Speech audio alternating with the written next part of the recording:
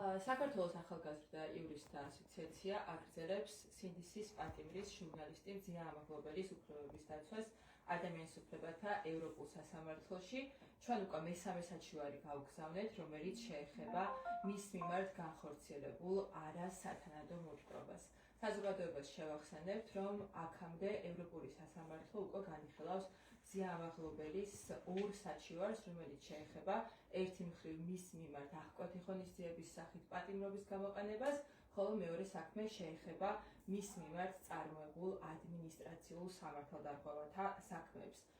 ჩვენ მიერ გაგზავნილ ახალ საჩივარში განსახილველ საკითხს წარმოადგენს მზია ამაღლობელის მიმართ განხორციელებული არასათანადო მოძრაობა. კერძოდ 2025 წლის 12 იანვარს დაახლოებით ხამის პირველ საათზე აჭარის პოლიციის დეპარტამენტის შესასვლელთან პოლიციამ მზია ამაღლობელი უკანონოდ და ძალადობრივი მეთოდებით დააკავა, რის შემდეგაც მან ფიზიკური დაზიანება მიიღო. პოლიციის დეპარტამენტის ეზოში შეყვანისას ბათუმის პოლიციის უფროსი მას სიტყვიერ შეურაცხყოფას აყენებდა, აგინებდა და ემუქრებოდა სისხლის სამართლის საქმის წარმოებით. მან პოლიციის დეპარტამენტის ეზოში მზია ამაღლობელზე ფიზიკური ძალადობაც სცადა, თუმცა საკუთარმა თანამშრომლებმა შეაკავეს. მზია ამაღლობელის მიმართ არასათანადო მოძრაობა პოლიციის დეპარტამენტის შენობაშიც გაგრძელდა. გარდა ამისა, მზია ამაღლობელს რამდენიმე საათის განმავლობაში არ მიეცა უფლება ესარგებლა ადვოკატის მომსახურებით, მას ჩხრეკა ადვოკატების დასწრების გარეშე ჩაუტარდა და ხელბურკილები დამცირების მიზნით ზურგს უკან დაადეს იმის გათვალისწინებით, რომ ამის არანაირი საჭიროება არ არსებობდა. ადამიანის უფლებათა ევროპულ სასამართლოში წარდგენილ საჩივარში საია დაბობს, რომ მზია ამაღლობელის მიმართ დაირღვა კონვენციით გათვალისწინებული ფუნდამენტური უფლებები. კერძოდ, მესამე მუხლის მატერიალური ნაწილი წამების არაადამიანური დამამცირებელი მოპყრობის აკრძალვა მე-14 მუხთან ერთობლიობაში, რომელიც გულისხმობს დისკრიმინაციის აკრძალვას.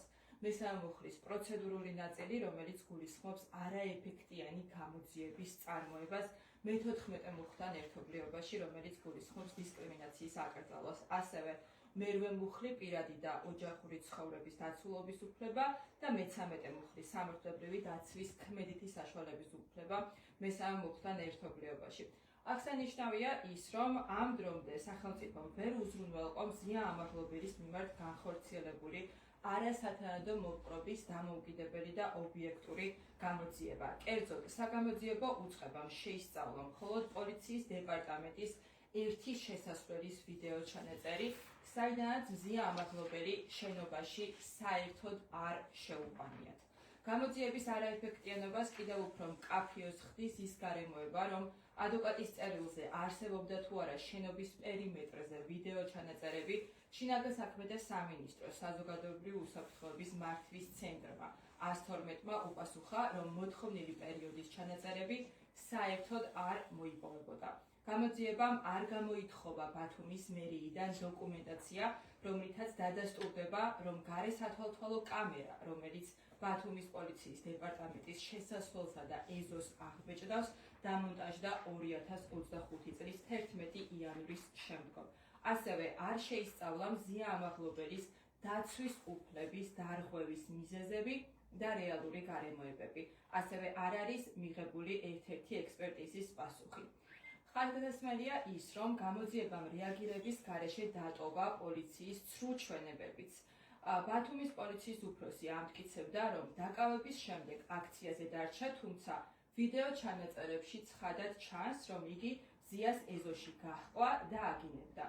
ასევე პირები, რომლებიც თავს დამკავებლებად ასახელებენ, კადრებით დასტურდება, რომ ისინი მონაწილეობას არ იღებენ დაკავებაში.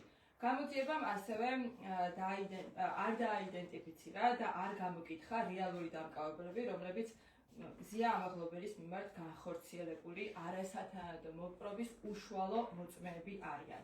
ამასთანავე მიუხედავად იმისა, რომ სასამართლო პროცესზე ბათუმის პოლიციის უფროსი პირდაპირ მიუთითებდა და აღიარებდა, რომ სწორედ ის აყენებდა სიტყვიერ შეურაცხყოფას მზია ამაღლობელს, მზია ამაღლობელი დღემდე დაზარალებულად არ არის ცნობილი.